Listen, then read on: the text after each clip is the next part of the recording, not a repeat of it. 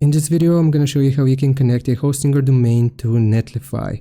Open up Netlify and then choose the project which you want to connect a custom domain to. And then here from the right hand side, we want to click on Go to Domain Management. Once you select Go to Domain Management, you will then choose Add a Domain here. And you want to choose Add a Domain you already own.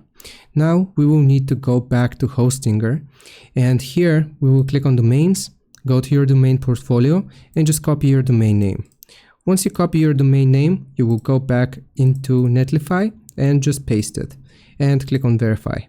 Once you click on verify, it is going to basically just tell you, and you will click on add domain. Now here it is going to show the DNS settings. So you want to click on options and then go to DNS panel. And here you can or have to update the domain's name servers to Netlify. So to use the DNS, you will need to go and change your domain's name servers to the following custom assigned to your DNS zone. So we will go back into Hostinger, open up the domain itself, go to DNS/name servers, and you want to click on change name servers.